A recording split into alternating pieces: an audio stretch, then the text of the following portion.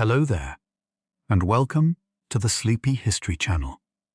Tonight, we will journey back in time, crossing the vast, shifting dunes of the Sahara to explore the golden age of the Malian Empire and its legendary desert caravans.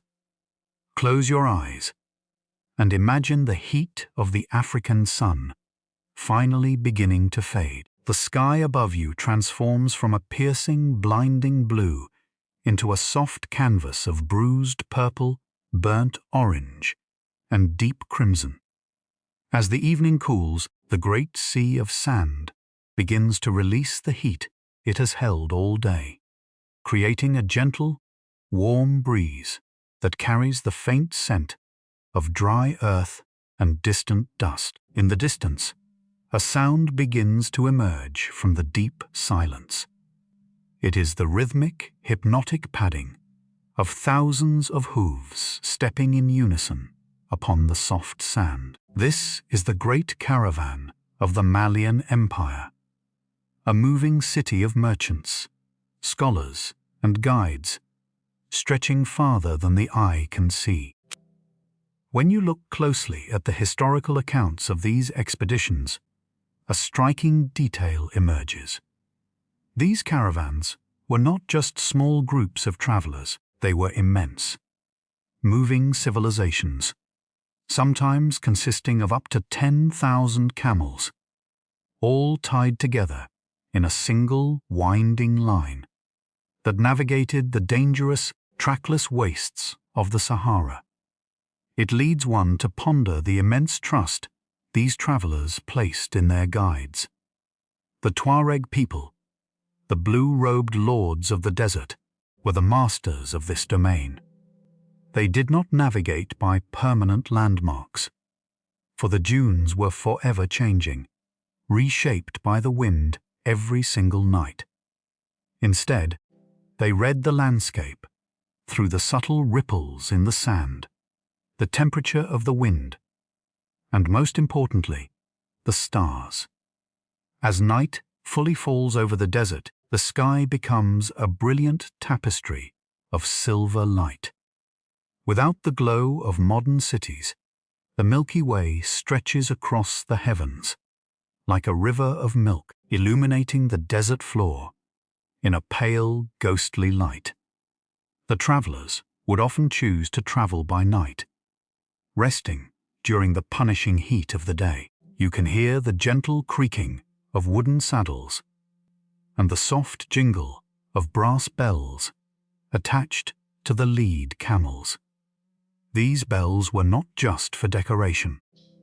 Their rhythmic chiming helped keep the massive line moving at a steady, relaxing pace, lulling the riders into a state of calm endurance as they swayed back and forth with the gentle, rocking movement of the animals. The Malian Empire, at its height in the 14th century, was a realm of unimaginable wealth, ruled by kings whose gold was legendary across the globe. But the true lifeblood of this empire was not just gold, it was salt. Salt was so valuable that it was traded ounce for ounce for pure gold. The massive beasts of burden we are riding alongside tonight are heavily laden with great, heavy slabs of this precious white mineral, harvested from ancient, dried-up lakes deep within the desert basin. As the night deepens, the air turns surprisingly cold. The travelers wrap themselves tightly in thick wool blankets and heavy cotton robes to keep the desert chill away. Perhaps the most human aspect of this forgotten tradition is the camaraderie born in the darkness. As they rode, poets and singers would chant ancient verses to keep the spirits of the men and animals high. The melodic voices would drift across the dunes, mingling with the quiet breath of the wind, creating a symphony of human connection and natural beauty. Let us rest here for a moment, listening to the gentle bells and the soft singing under a canopy of endless stars, as the great caravan presses on into the heart of the silent Malian night. The night is long and unchanging, a vast ocean of darkness that seems to stretch into eternity. Yet the guides never falter. Their eyes are fixed upon the North Star, a steady, unwavering beacon that has guided travelers for countless generations. As you ride along, swaddled tightly in your thick blankets, the gentle swaying of the camel becomes a deeply comforting rhythm, rocking you back and forth, side to side, in a slow, hypnotic dance with the desert.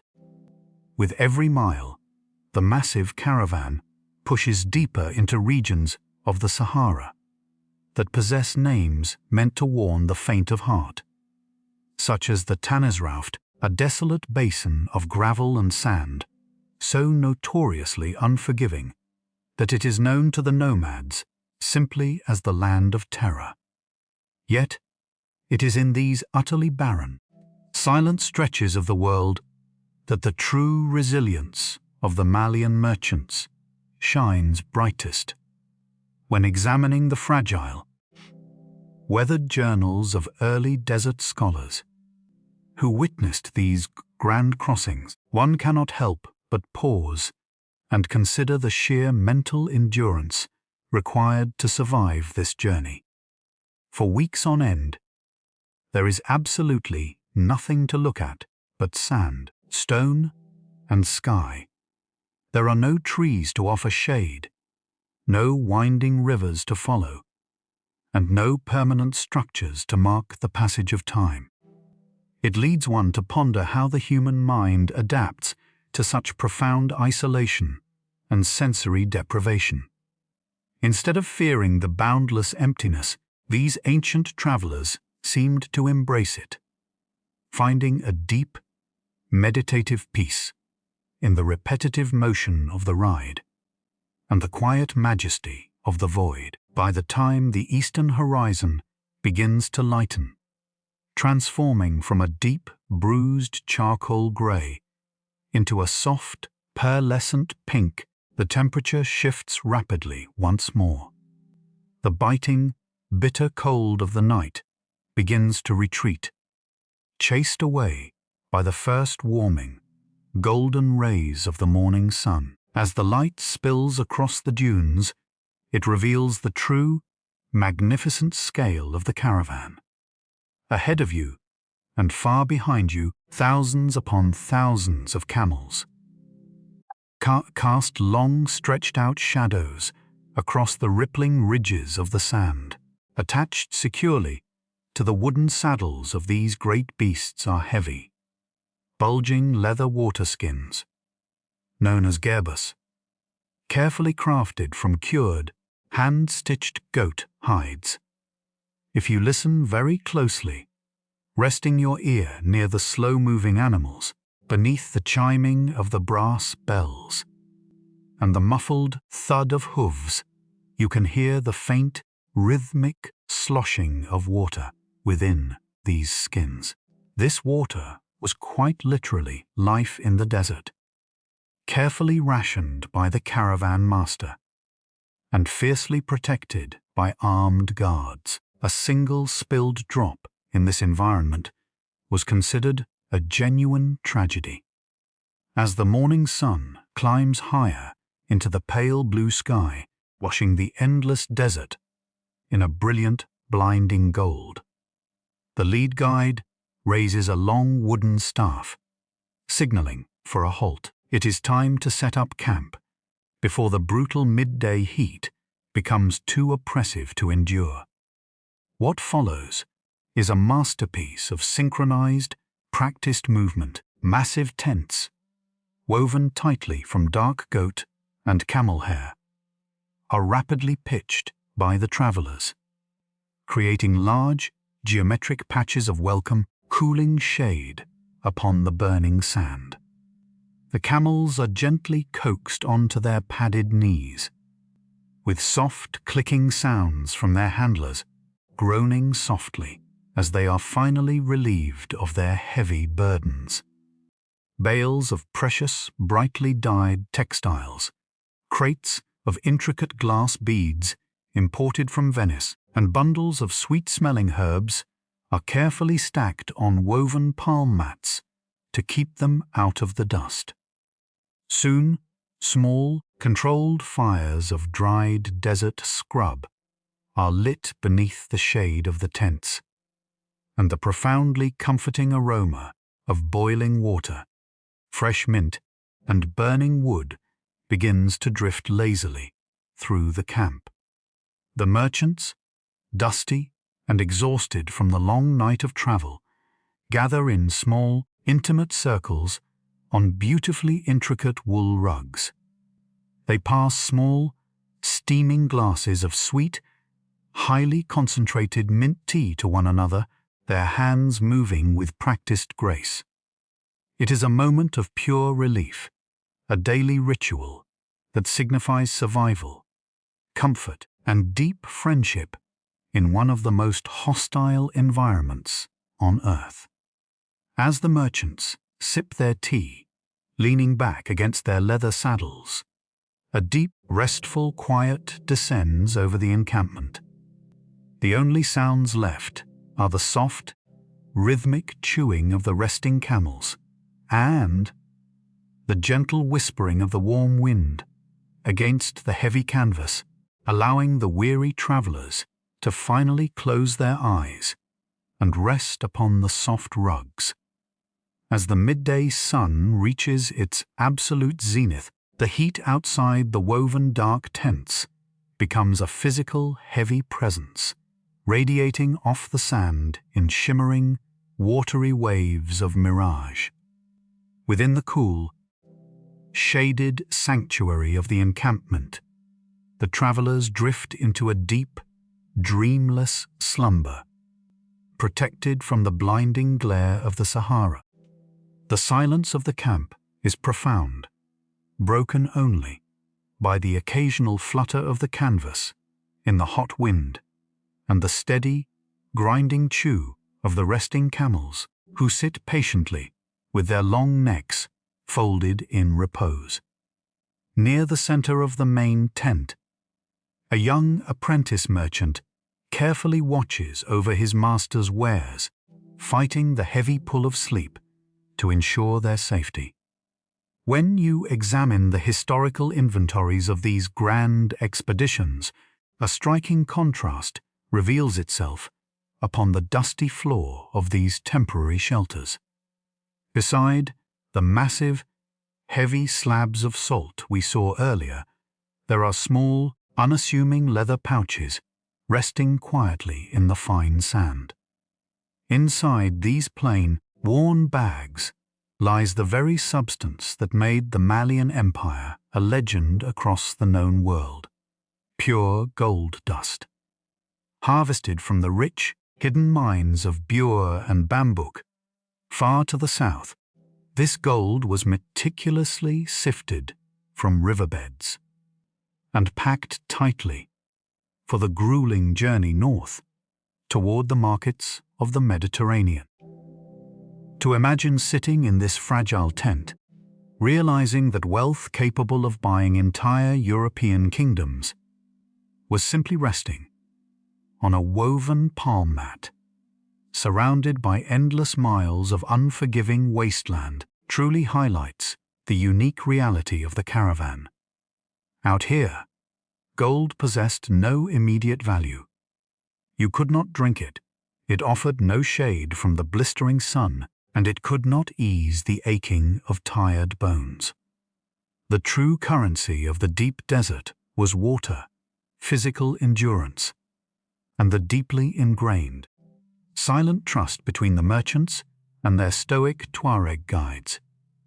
As the hours slip by in a hazy, languid crawl, a subtle shift in the air signals the turning of the day. The fierce, blinding white light of the sun begins to soften into a rich, honeyed amber, casting long, deep purple shadows that stretch out beautifully from the crests of the dunes. Slowly, naturally, the camp begins to stir. The men wake with quiet groans and slow, deliberate stretches, shaking the fine, powdery sand from the folds of their heavy cotton robes. Small, low fires are coaxed back to life from the glowing embers of the morning, and a simple, nourishing meal is prepared to fuel the coming night's travel. You can smell the comforting, earthy aroma of millet porridge, sweetened with thick, dark dates, and a dash of precious, warming cinnamon bubbling softly in a heavy iron pot. There is a gentle, unhurried rhythm to their movements, a collective understanding that out in this vast emptiness, rushing only leads to perilous exhaustion.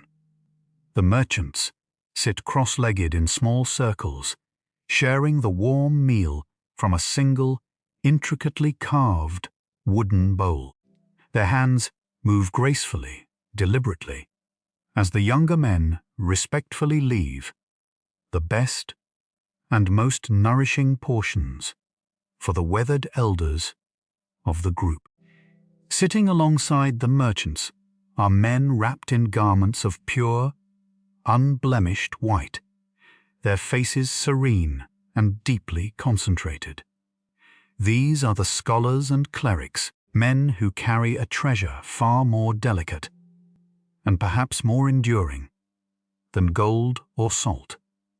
Carefully wrapped in protective layers of oiled leather and soft, breathable silk are beautiful, hand-copied manuscripts.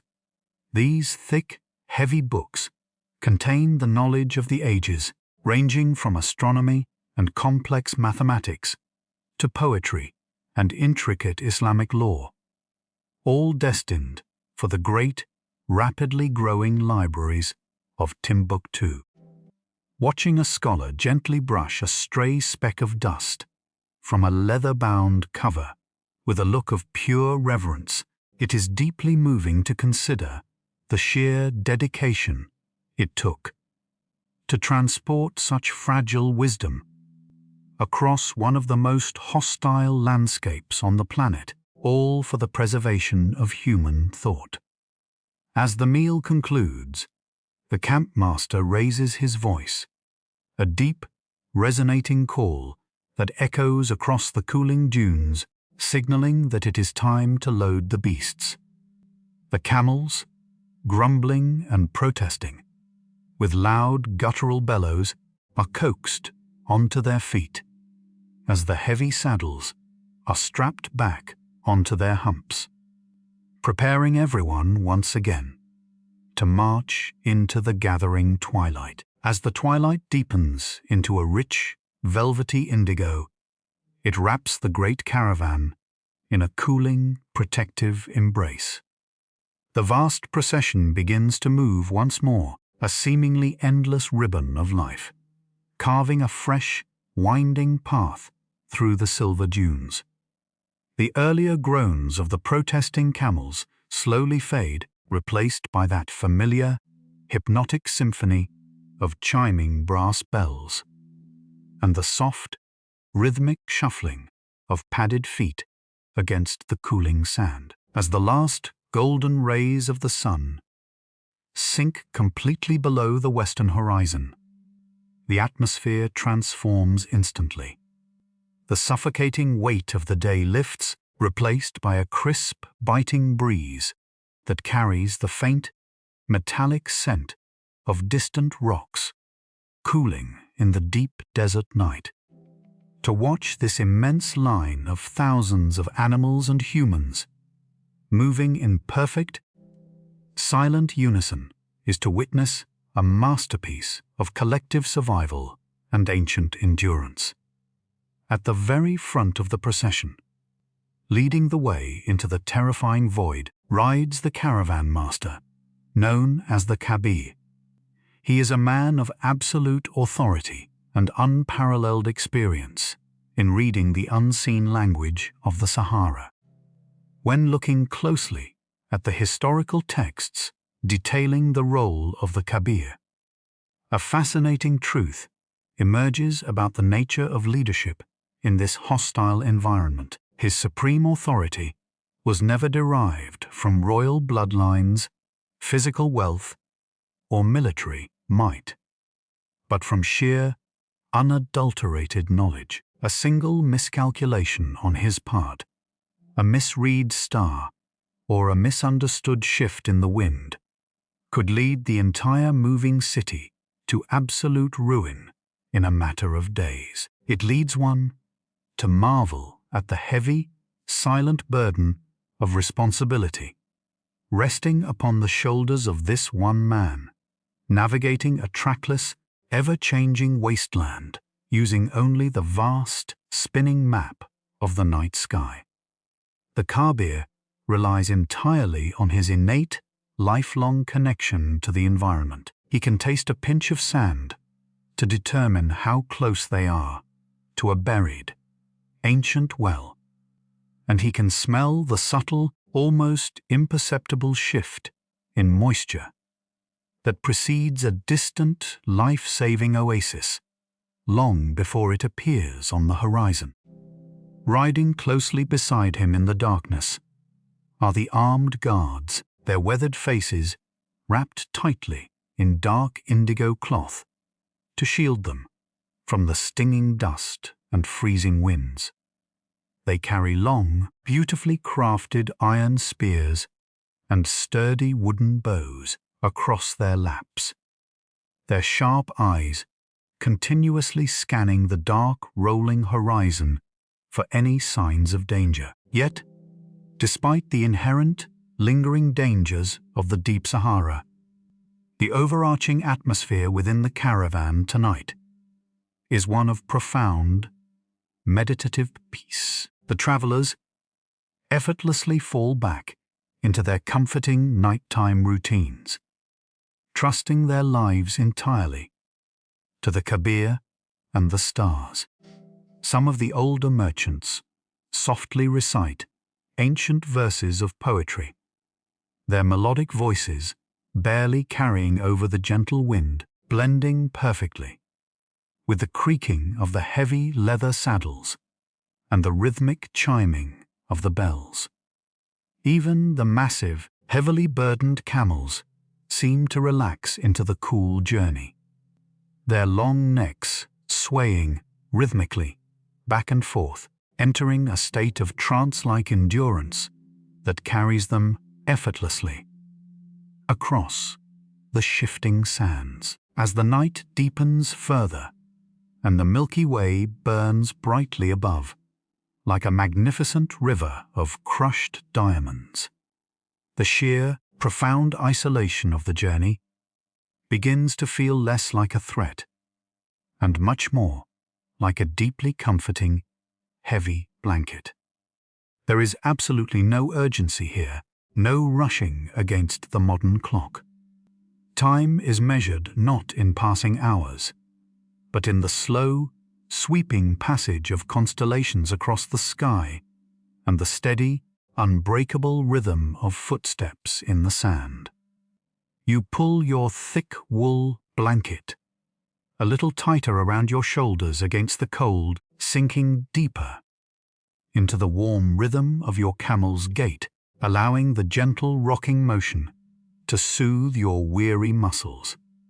As the great Malian caravan marches endlessly onward into the quiet, starlit heart of the silent desert, the endless sea of soft, shifting dunes eventually begins to shallow as the great caravan presses further north into the heart of the deep Sahara. The velvety silence of the sand is gradually replaced by a new, distinct rhythm. The heavy, padded feet of the camels no longer sink into the powdery earth, but instead begin to strike against flat, ancient stones. You have entered the Hamada, a vast, desolate plateau of barren rock that feels as though it has been scorched clean by the sun and polished by the wind since the very dawn of time. The sound of the journey shifts from a soft, muffled shuffle to a sharp, rhythmic clicking, as the hooves navigate the dark, jagged shale and exposed bedrock. The air here smells different too. Gone is the dry, dusty scent of the dunes, replaced by a cold, metallic crispness that rises from the cooling stones, carrying the ancient memory of deep earth and forgotten rains. When you study the historical routes traversing these massive rocky plains, a deeply moving human element reveals itself upon the ground. Dotting this completely barren landscape, barely visible in the silvery starlight, are small, weathered towers of stacked stones, known as cairns. These markers were carefully built, rock by rock, by the countless generations of merchants and guides who walked this exact path centuries before. It leads one to ponder the profound sense of connection these lonely travelers must have felt.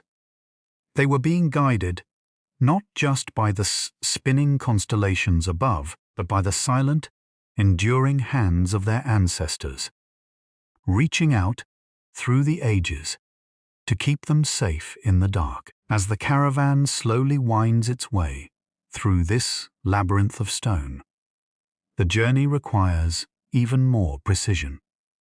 The kabir at the front raises a hand, slowing the pace, so the heavy beasts do not twist an ankle in the treacherous dark crevices.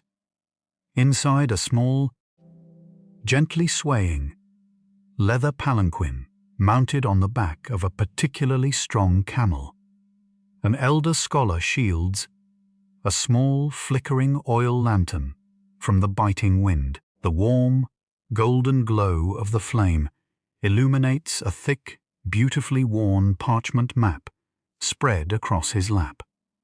This map is a masterpiece of ancient geography, its edges frayed from years of travel.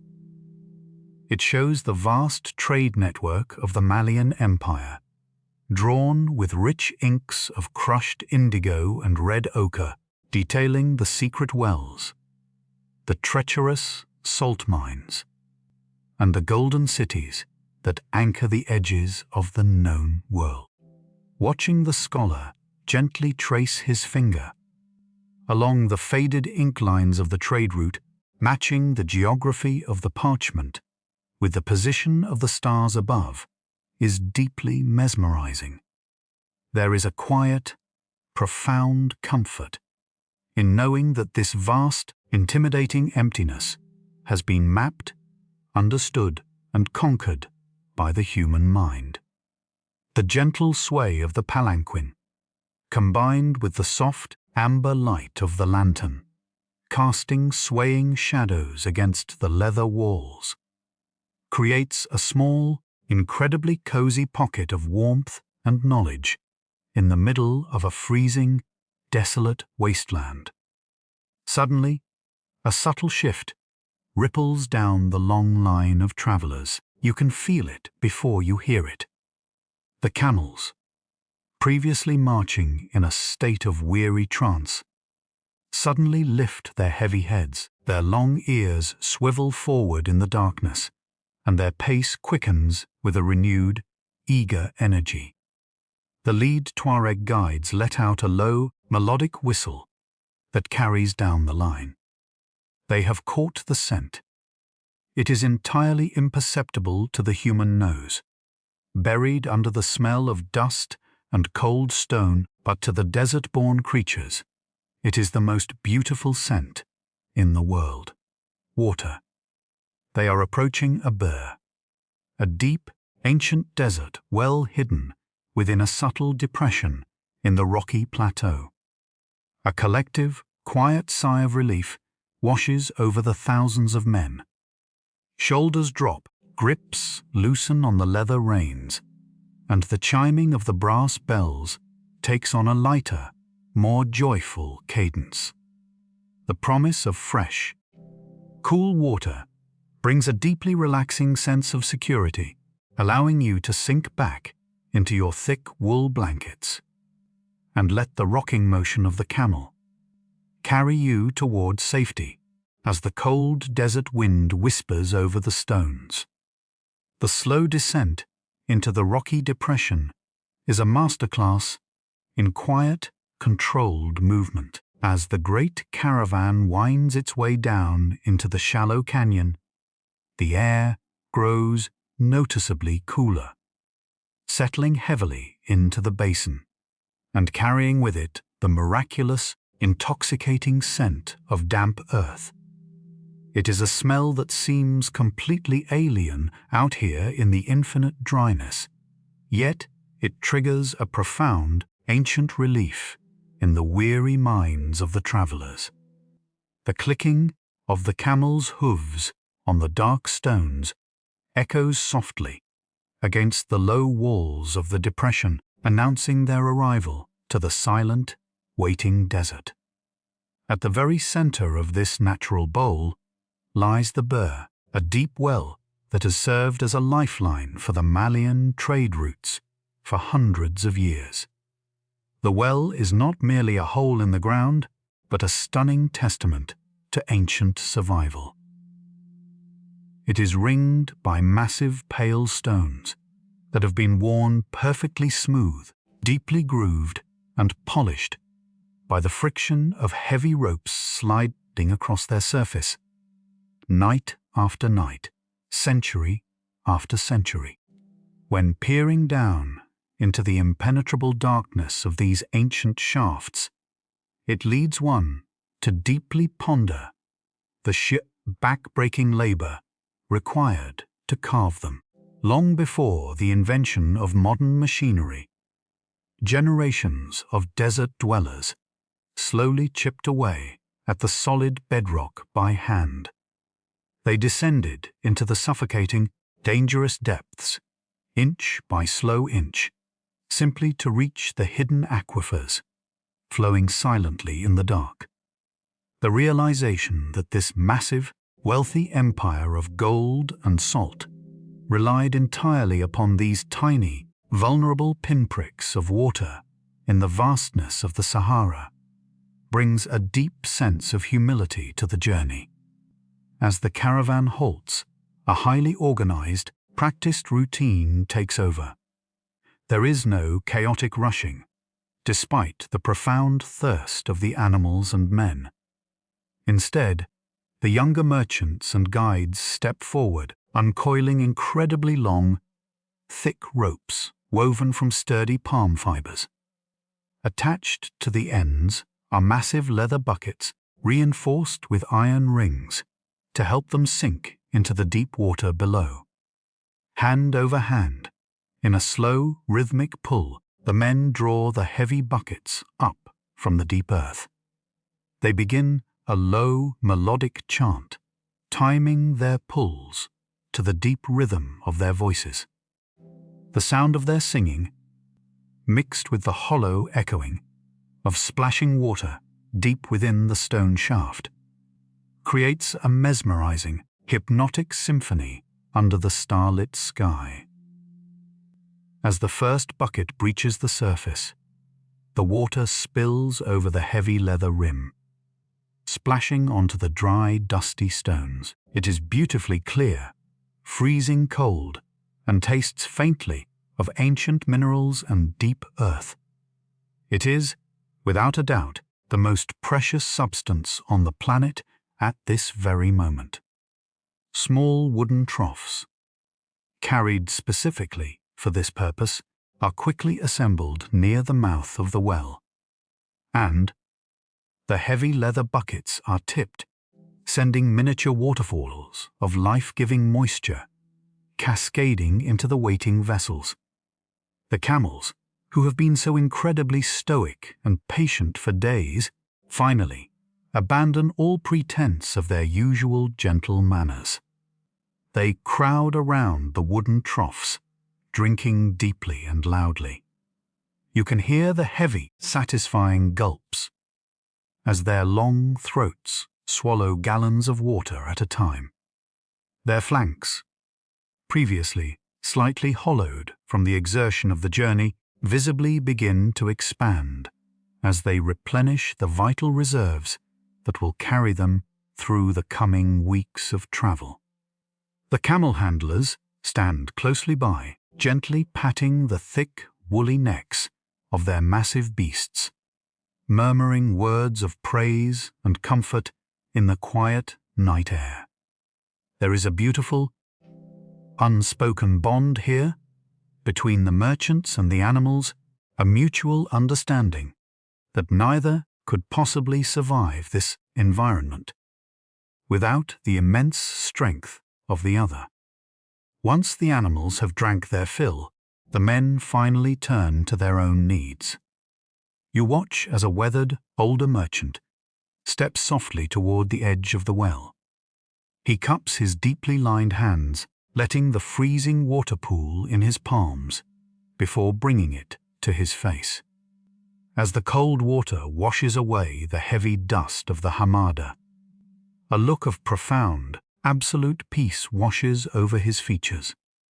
The weary lines around his eyes seem to soften instantly. Around the encampment, the heavy leather water skins, the gerbers are meticulously refilled, tied off securely, and stacked near the resting saddles. The heavy, reassuring slosh of the full skins is a deeply comforting sound, promising safety for the miles ahead. For a short time, the caravan simply rests here in the cool basin, soaking in the moisture of the air and the safety of the well. You wrap your thick blanket tightly around your shoulders, listening to the gentle splashing of water and the quiet, satisfied breathing of the camels, feeling entirely safe and grounded beneath the beautiful spinning canopy of the desert stars. The restorative pause at the Bur, though deeply comforting, is only a temporary haven in the vastness of the Sahara. As the deepest part of the night settles heavily over the canyon, the biting cold becomes noticeably sharper, prompting the men to carefully recoil the incredibly long, wet ropes. You can hear the heavy, rhythmic slaps of the damp palm fibers being gathered, folded, and tied, releasing a faint, beautiful, earthy fragrance that mingles perfectly with the metallic chill of the ancient rocks. The large leather buckets, now darkened and slick with life-giving moisture, are strapped securely to the sides of the kneeling animals. There is a deeply satisfying, reassuring weight to the caravan now. The gerbars are full, bulging heavily with freezing water, and as the great camels rise to their feet with their familiar, guttural groans, the gentle sloshing of the water from side to side becomes the new, heartbeat-like rhythm of the journey. At the very front of the procession, the Kabir raises his carved wooden staff, signaling for silence and movement. Slowly, gracefully, the immense line begins to wind its way up and out of the rocky depression, leaving the smooth, polished stones of the well behind in the deep shadows. Looking at how carefully and deliberately these men manage their brief moments of rest, one has to consider how the very concept of time transforms in the deep desert. It is no longer measured by the anxious ticking of a clock or the arbitrary turning of a calendar page.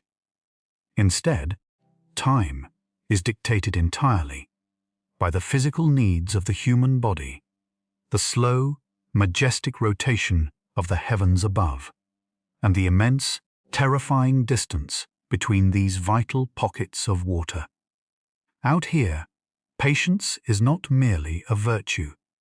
It is an absolute, non-negotiable requirement for survival. A rushed decision, a hurried pace, or a moment of unnecessary panic simply burns precious energy leading to fatal exhaustion. Thus, the Malian merchants move with a profound, almost liquid grace, never fighting the hostile environment, but flowing harmoniously alongside it, accepting the slow pace of the journey with peaceful minds. As the caravan steadily leaves the jagged, broken shale of the Hamada behind, the terrain begins to shift subtly beneath the heavily padded feet of the animals once more. The sharp, rhythmic clicking of hooves on flat stone gradually begins to fade, replaced by a soft, sweeping hush. You are leaving the rocky plateau and entering the Great Erg, a massive, towering sea of loose, shifting sand dunes that roll toward the horizon like massive, frozen waves in a golden ocean. Navigating this constantly changing, fluid landscape in the dark requires intense, unbroken concentration from the Tuareg guides as the massive dunes alter their shape completely with every passing windstorm, erasing all permanent landmarks. To ride through the deep erg in the quiet hour just before dawn is an incredibly peaceful, almost surreal experience. The thick, powdery sand absorbs all ambient sound, creating a profound, heavy silence that presses gently against your ears like a soft pillow. The chiming of the brass bells now sounds wonderfully muted and distant, giving the journey a dreamlike, floating quality. You lean back against the curved wooden frame of your saddle, pulling your warm wool blanket up to your chin, letting the gentle, swaying movement of the camel rock you gently from side to side in the absolute quiet. The sheer, incomprehensible size of the dunes, some towering hundreds of feet into the dark, starlit sky, makes you feel incredibly small, yet strangely protected and perfectly safe within the center of this moving city.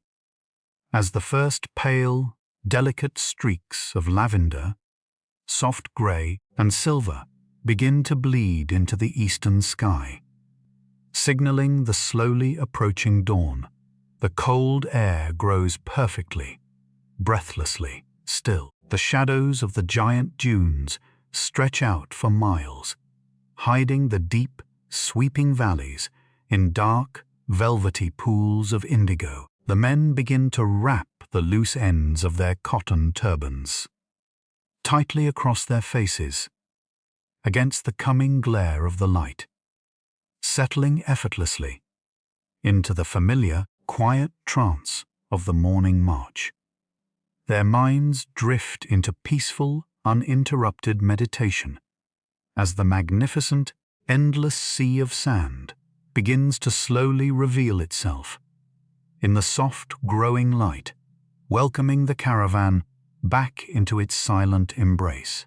As the rising sun eventually breaches the horizon, the true, awe-inspiring scale of the erg is revealed in a sudden explosion of brilliant, fiery light. The tips of the massive sand dunes catch the morning sun, transforming instantly from deep, cold indigo into vibrant, glowing crests of burning orange and spun gold. The light races down the steep, sweeping faces of the dunes, chasing away the long shadows of the night and bathing the entire moving city in a warm, welcoming radiance.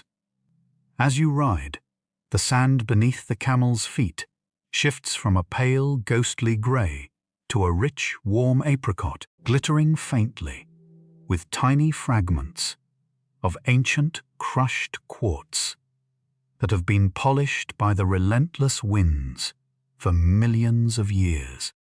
Navigating this ocean of sand in the daylight is an entirely different experience than crossing the flat, rocky Hamada. Here, there are no ancient stone cairns to follow, and the reliable map of the night sky has vanished completely into the blinding blue of the day. The dunes themselves are incredibly deceptive, constantly shifting and reshaping, their immense crests like slow-moving water. When you consider the vast, terrifying emptiness of this environment, a deeply profound detail about human perception emerges. To the untrained eye, every single massive dune looks exactly the same. An endless, repetitive maze designed to disorient and confuse the mind. It leads one to marvel at the deep, generational memory of the Tuareg guides. They do not rely on fixed landmarks. Instead, they read the subtle language of the wind itself, recognizing the specific, unique patterns the breeze leaves on the faces of the dunes to perfectly orient themselves in a landscape that literally did not exist in this exact shape yesterday. By mid-morning, the temperature begins its rapid, merciless climb. The pleasant, comforting warmth of the dawn quickly sharpens into a heavy, oppressive heat that presses down on the shoulders like a physical weight. The air becomes so incredibly dry that the moisture from your breath is stolen the very second it leaves your lips. Yet, the caravan presses onward without hesitation, matching the slow, rhythmic sway of the camels in a silent, collective display of absolute endurance. You gently pull the edge of your indigo turban up over your nose and mouth, allowing only a small slit for your eyes to peer out against the blinding glare. The thick, loosely woven cotton is a masterpiece of desert engineering, trapping a small layer of moisture from your own breath to keep your mouth from cracking, while simultaneously protecting your skin from the harsh, stinging particles of sand carried by the wind. Around you, the other merchants have done the same, transforming the massive, talkative caravan into a silent procession of heavily wrapped figures, communicating only through subtle, practiced hand gestures and meaningful nods of the head. As the sun climbs closer to its zenith, the horizon begins to play its ancient, cruel tricks. Shimmering waves of heat rise furiously from the golden sand, creating vast, watery illusions known as mirages. To the naked eye, it perfectly resembles a massive, rippling lake of fresh, cool water resting just a few miles ahead, reflecting the brilliant blue sky. For an inexperienced traveler, the urge to break formation and race toward the false water would be completely overwhelming. But the Malian merchants do not even turn their heads. Their absolute discipline, in the face of these compelling illusions, is a true testament to their psychological strength. They keep their eyes focused calmly on the back of the camel directly in front of them, trusting the kabir, trusting their rhythm, and allowing the gentle, swaying motion of the ride to carry them safely through the blinding, sun-drenched silence of the endless dunes. As the intense afternoon heat reaches its absolute peak, the air itself seems to thicken, vibrating with a raw, almost physical energy. The sun is no longer just a source of light, but a heavy, pressing force that beats down relentlessly upon the swaying caravan. Yet there is a profound beauty in this harshness. The shadows of the camels shrink until they are nothing more than dark, tight circles directly beneath their padded hooves, creating the illusion that the entire caravan is floating just slightly above the burning golden sand. Every movement becomes deliberately slow and calculated to conserve precious energy. Even the soft chiming of the brass bells seems to slow its rhythm, matching the lethargic, heavy heartbeat of the afternoon march. When looking at the meticulous records of these immense trade journeys, a deeply humbling realization takes hold regarding the cargo they carried. We have spoken of the salt, those massive, heavy white slabs strapped to the sides of the beasts. In this brutal, blinding heat, that salt was incredibly fragile. If exposed to the direct, searing rays of the mid-afternoon sun for too long, the slabs could become brittle and crack, shattering into worthless fragments upon the dunes. It is striking to consider how the merchants meticulously wrapped these slabs in thick layers of woven palm fronds and rough camel hair blankets, prioritizing the safety of the rock over their own comfort in the shade. They understood that this rough, grayish-white mineral was the absolute key to their survival and prosperity, a solid currency carved from the dead, ancient lakes of the Sahara. To protect both the precious cargo and the exhausted travelers, the caravan master raises his wooden staff, signaling a much-needed midday halt. The massive sea of sand offers absolutely no natural shelter, so the men must create their own sanctuary. With slow, practiced efficiency, the dark, heavy goat hair tents are rapidly erected, right upon the shifting slopes of the dunes.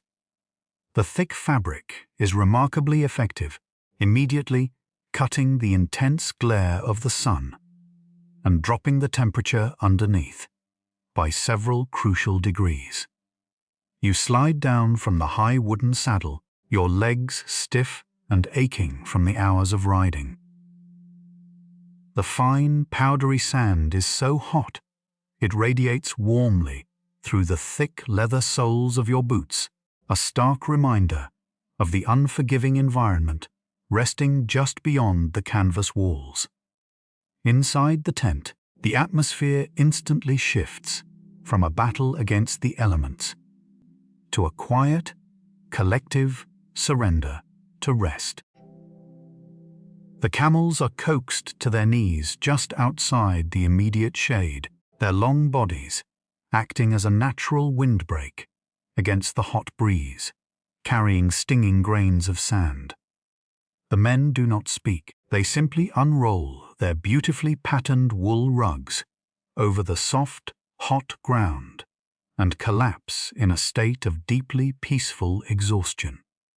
Small, damp cloths are produced from their robes, carefully moistened with just a few drops of warm water from the leather gerbas and gently placed over their eyes and foreheads. It is a tiny, almost imperceptible luxury, but in the heart of the Great Erg, the feeling of damp cloth against sun-baked skin is an incredibly profound comfort. The silence of the afternoon camp is entirely different from the silence of the night. It is a heavy, sleep-inducing quiet, punctuated only by the low, constant hum of the wind sweeping over the canvas and the slow, deep breathing of the resting men. You lie back on your woven rug, feeling the immense heat of the sand seeping slowly into your tired muscles, acting like a natural, deeply soothing heating pad.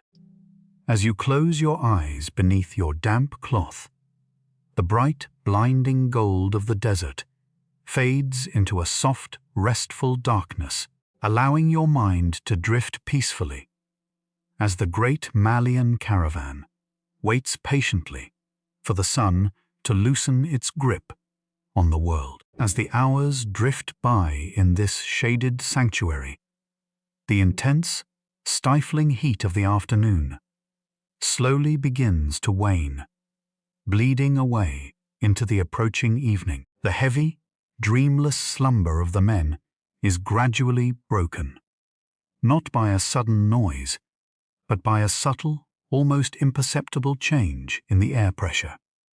The constant, low hum of the wind sweeping over the canvas abruptly stops, leaving an eerie, suffocating stillness in its wake. Outside the tent, the bright, blinding gold of the sky begins to take on a strange, bruised hue, shifting rapidly from pale blue to a sickly, heavy mustard yellow. The Kabir, the seasoned caravan master, steps out from beneath the dark goat hair canopy, his weathered eyes narrowing as he looks toward the eastern horizon. There, rising like a solid, towering wall connecting the earth to the sky, is a massive, churning cloud of dark red dust. A haboob, the great sandstorm of the Sahara, is bearing down upon them.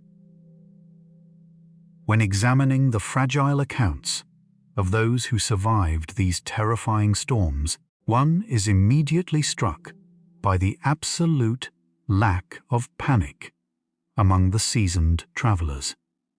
In a modern setting, the instinct is so often to flee from approaching danger, to outrun the storm, or seek a heavily fortified shelter.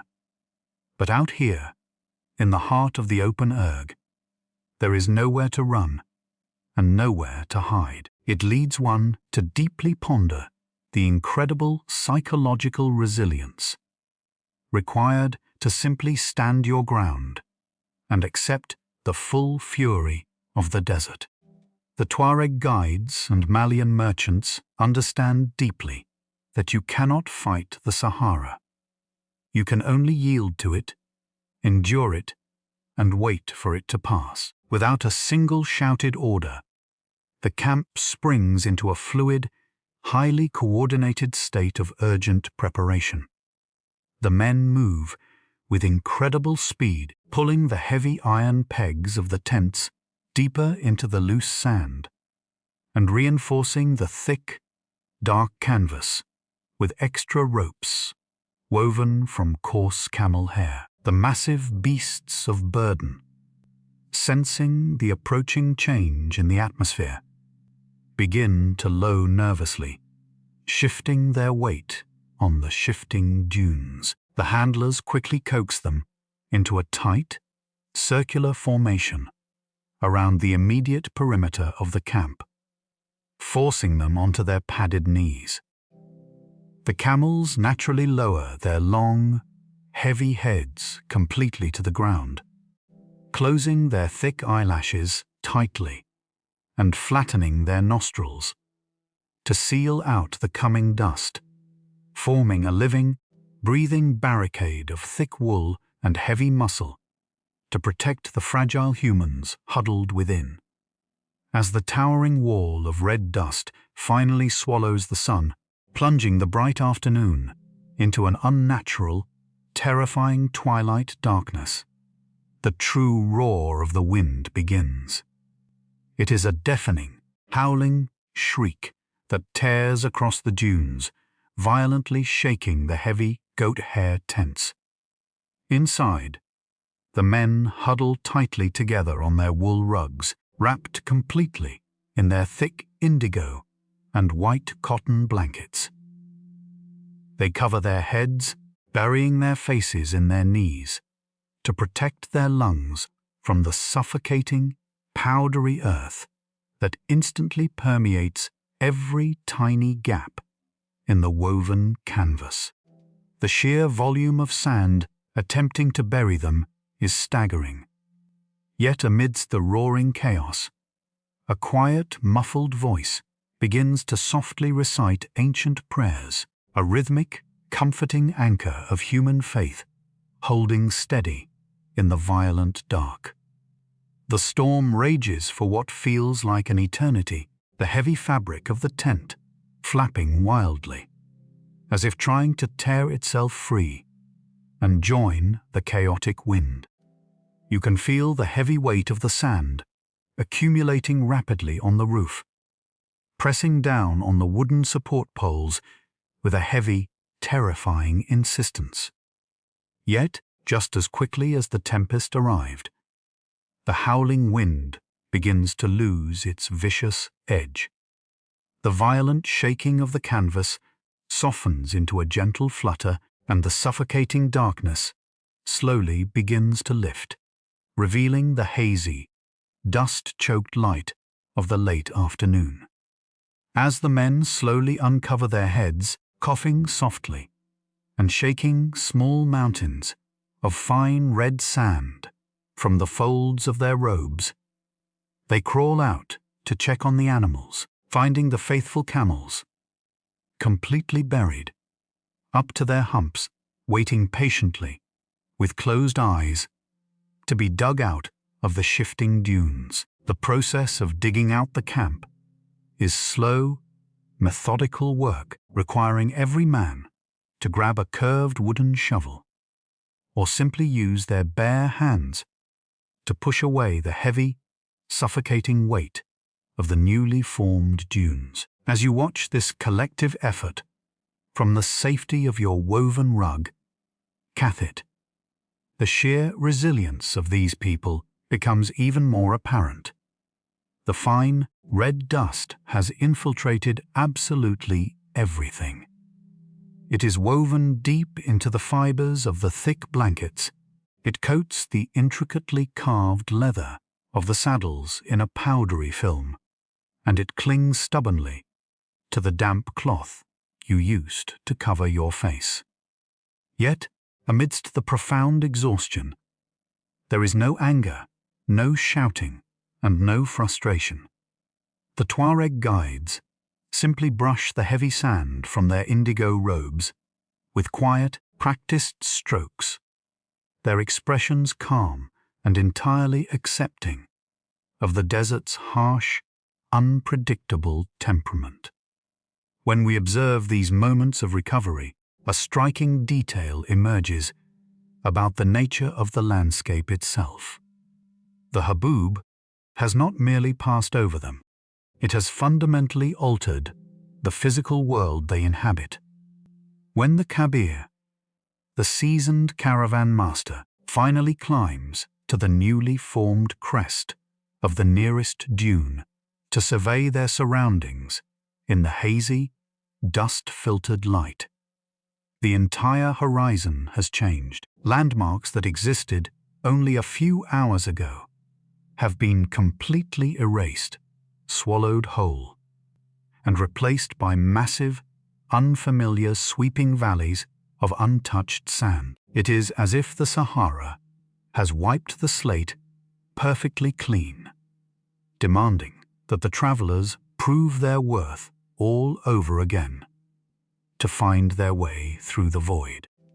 Back in the small depression of the camp, the camels are gently coaxed out of their sandy tombs with soft, clicking tongue sounds and encouraging murmurs from their handlers as the massive beasts rise, shaking their heavy wool coats in great, dusty shivers that send small clouds of red powder into the air. The camp fills once more with the comforting, familiar sound of their deep, rumbling protests. The handlers immediately move to carefully check the heavy leather gerbars, running their weathered hands over the tight, hand-stitched seams to ensure none of the precious water was lost during the violent shaking of the storm. Every single drop is accounted for, a small, silent victory that ripples through the exhausted men in a collective sigh of profound relief. The merchants now turn their attention to their cargo. The thick woven palm fronds and rough camel hair blankets that protected the massive slabs of salt have done their job perfectly, shielding the fragile white rock from both the blinding sun and the scouring sand. The men work together in quiet harmony to brush the dust from the heavy bundles, lifting them with coordinated, rhythmic grunts back onto the wooden frames of the saddles. As the heavy goat hair tents are finally folded and strapped away, you might notice a young apprentice merchant carefully sifting through the loose sand on his hands and knees where his sleeping rug had been. He is desperately searching for a small carved wooden comb, a simple personal comfort that was buried in the chaos of the storm.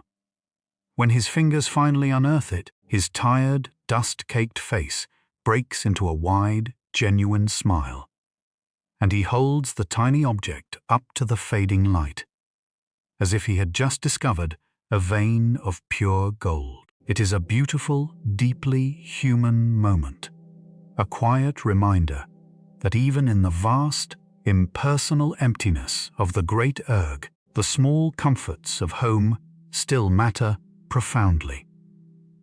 With the camp fully packed and the storm completely past, the Kabir takes his position at the front of the line once more, raising his long wooden staff.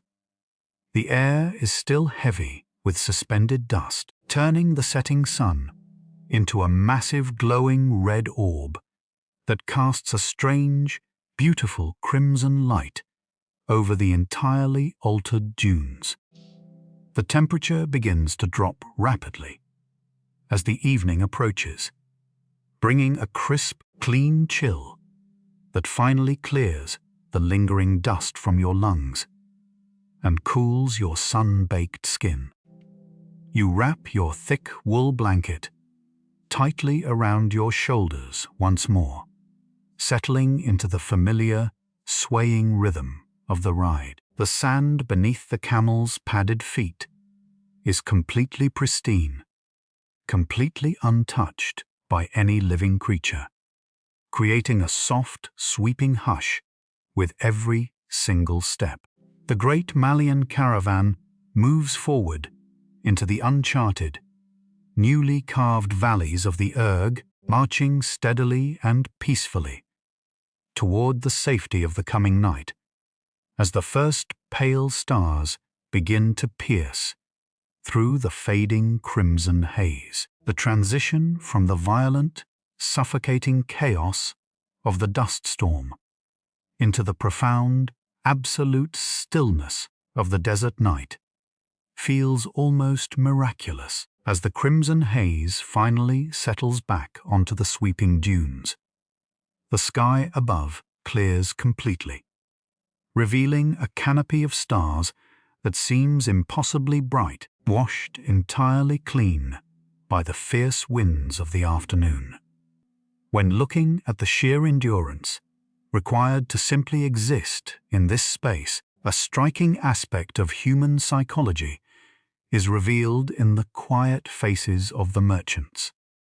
The mind, when pushed to its absolute limits by the environment, does not dwell on the terror of the storm that just passed, nor does it anxiously anticipate the trials of the days ahead.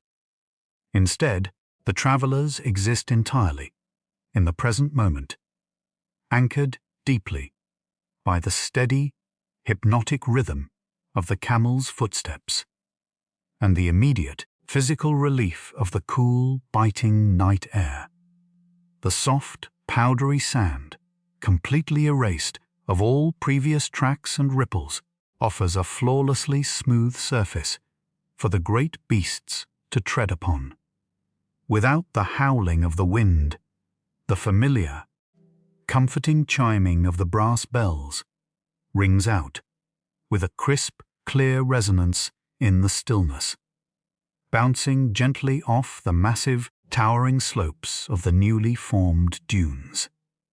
Inside your thick wool blanket, the remaining dust from the haboob slowly sifts out from the heavy fibers carried away by the gentle, sweeping night breeze.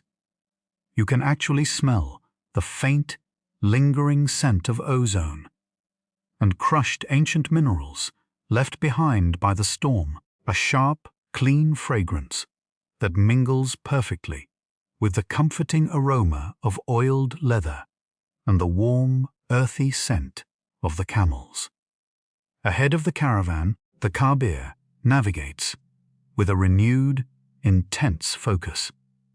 Though the earth beneath them has been completely rearranged, the ancient stars above remain perfectly fixed in their celestial dance, and he reads their spinning map with quiet, unbreakable confidence. There is a subtle, beautiful shift in the energy of the moving city tonight. The travelers know, based on the subtle changing of the constellations and the faint, almost imperceptible shift in the moisture of the wind, that they are finally approaching the southern edges of the Deep Erg.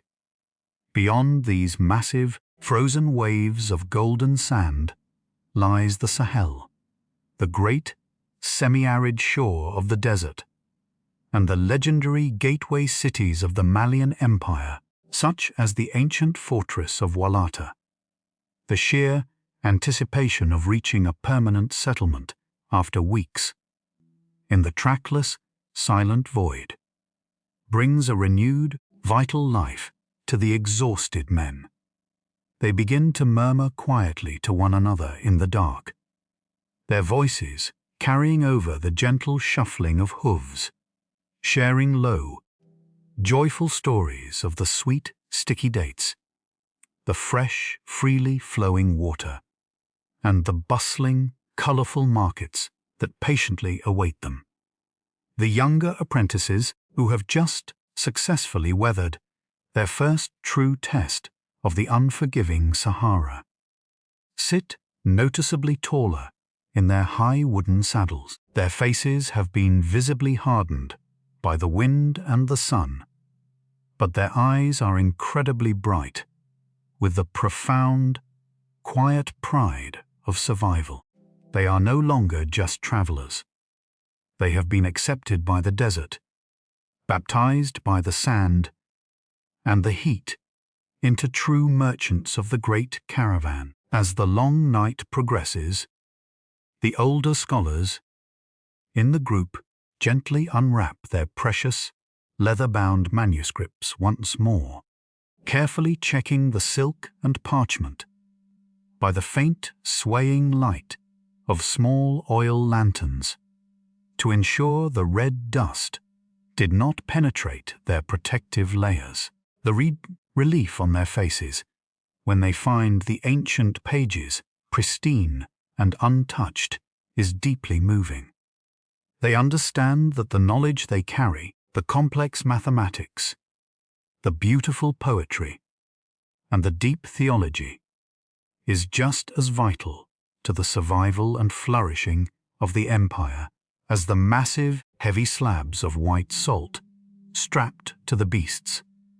In the southern markets of Walata and Timbuktu, this heavily guarded white stone will finally be traded ounce for precious ounce for the glittering gold dust stored safely in those unassuming leather pouches, completing the great, unseen economic circle that fuels the power of the Malian kings. But for tonight, there is no trade, no bartering, and no urgent rush. There is only the beautiful, quiet companionship of the travelers, the rhythmic swaying of the animals, and the endless, comforting ocean of silver light above. Let us simply ride alongside them, feeling the crisp, clean chill of the wind on our faces, sinking deeper into the soft, rhythmic cadence of the journey, and drifting peacefully under the brilliant, protective watch of the desert stars, as the faint, pearlescent glow of dawn begins to outline the southern horizon. A profound, undeniable change slowly reveals itself in the fabric of the landscape. The towering, frozen waves of the Great Erg finally begin to lose their terrifying height, gradually shrinking and softening into low, rolling mounds of earth. The pristine, deep sand that swallowed the camel's hooves for weeks slowly transitions into a harder, baked clay that yields a sharp, hollow clipping sound beneath their heavy steps. But the most miraculous change is not in the ground, but in the air. For the first time, in what feels like an absolute eternity, the biting morning wind carries the faint, unmistakable scent of dry vegetation, damp wood, and life. When you consider the sheer sensory deprivation these travelers endured for weeks on end, the first sight of a simple, twisted desert shrub must have felt like a profound miracle. It leads one to deeply ponder how intimately our human minds are tied to the colors of the natural world. After an eternity of blinding gold, stark white, and the deep indigo of the night, the sudden, subtle introduction of a pale, dusty green must have been incredibly overwhelming. A visual feast for eyes that had been starved of the living world for so long. The younger apprentices point excitedly, their voices hushed with awe, as the dark, sprawling silhouette of a solitary acacia tree slowly emerges from the morning mist.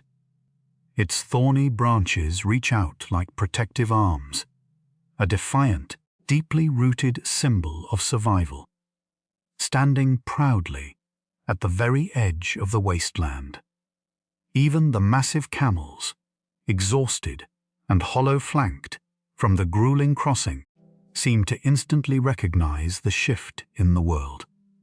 They lift their long necks higher, their ears swiveling forward to catch the distant, muffled sounds of the coming city. Their pace quickens naturally, completely abandoning the slow, lethargic trance of the deep desert for an eager, purposeful stride. The Tuareg guides allow the animals to push forward, loosening their tight grip on the leather reins, a silent acknowledgement that the most perilous leg of their journey has finally, safely concluded. As the morning sun rises higher, burning away the low-lying mist, the legendary gateway city of Walata finally comes into view. It does not rise sharply against the sky like a modern metropolis, but rather seems to grow organically, straight out of the red earth itself. The massive, protective walls and highly intricate, multi-story homes are entirely constructed from beautiful, sun-baked mud brick covered in incredibly detailed, white geometric patterns that catch the morning light. From this distance, the city looks like a perfectly carved clay fortress, a safe, unyielding harbor, patiently waiting on the shores of the great sand ocean. As the caravan draws closer to the massive wooden gates, the profound silence of the deep Sahara is completely shattered by a beautiful, chaotic symphony of human life. You can hear the distant, overlapping shouts of excited merchants, the barking of stray dogs, the rhythmic pounding of blacksmiths hammering hot iron, and the incredibly comforting, rich aromas of roasting meats, blooming spices, and fresh, wood-fired bread drifting heavily on the warm air. The sheer sensory overload is staggering. After living in a world of strict rationing and silent meditation, the sudden abundance of noise, color, and smell washes over the weary travelers like a physical wave. The older merchants, who have made this crossing many times before, simply close their eyes and inhale deeply, a look of profound, absolute relief, softening the deep, weathered lines of their faces. They have brought their immensely valuable cargo of heavy, white salt slabs and fragile, profound knowledge safely across the deadliest landscape on earth. As the great brass bells of the lead camels chime brightly in the bustling courtyard just outside the city gates, the men slowly, carefully begin to untie the thick, woven palm fronds securing their burdens. They move with a deep, quiet reverence, knowing that the golden wealth of the Malian Empire is waiting just beyond those thick clay walls. Let us pause here, in the warm, bustling shadow of the great city, feeling the solid, unmoving earth beneath our feet, as the incredible journey of the desert finally gives way to the vibrant, beating heart of civilization. Stepping completely through those massive wooden doors, the immediate drop in temperature is a physical shock, a wonderful, soothing coolness provided by the towering mud brick walls that block the harsh glare of the sun. The narrow, winding alleyways of Walata are specifically designed to capture the wind, funneling a constant, refreshing breeze through the shaded streets. The great caravan slowly fractures into smaller groups, the Tuareg guides leading their exhausted, hollow-flanked beasts toward the large, open-air enclosures known as caravanserais. Here, the animals will finally be completely unburdened, given an endless supply of fresh water and sweet, green fodder, allowing them to rest their weary bones on soft earth rather than shifting sand. In the heart of the central market, beneath large awnings woven from dyed palm fronds, the true climax of this monumental journey begins to unfold. The heavy, greyish-white slabs of desert salt are carefully laid out upon incredibly vibrant, intricate wool carpets. Opposite them sit the southern merchants, men adorned in rich, brightly coloured cottons, their hands resting protectively on small, unassuming leather pouches. The trading is done in a state of quiet, profound respect. There is no loud haggling, no aggressive shouting. The massive slabs of salt, carved from the dead lakes of the deep Sahara, are weighed on perfectly balanced brass scales. And in return, the southern merchants pour out shimmering, pure gold dust, harvested from the secret riverbeds of the forests.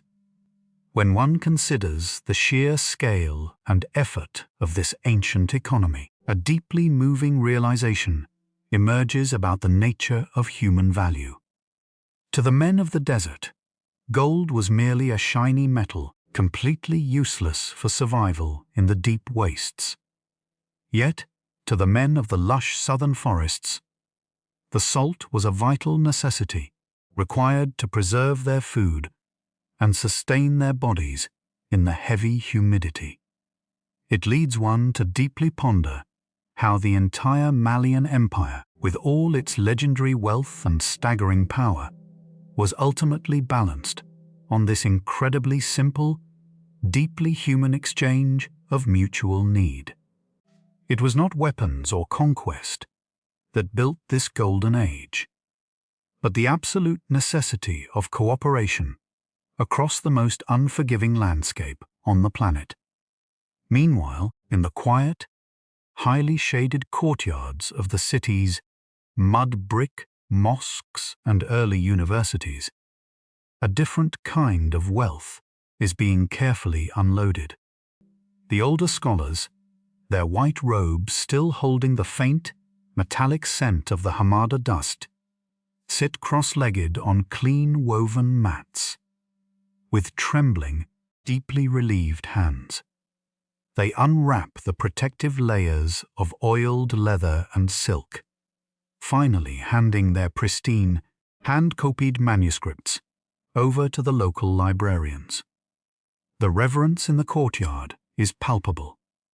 These fragile pages of mathematics, astronomy, and poetry have survived the terrifying Haboob, the brutal heat of the Erg, and the freezing nights of the rocky plateaus, all to ensure that human knowledge continues to spread and flourish in the safety of these ancient walls.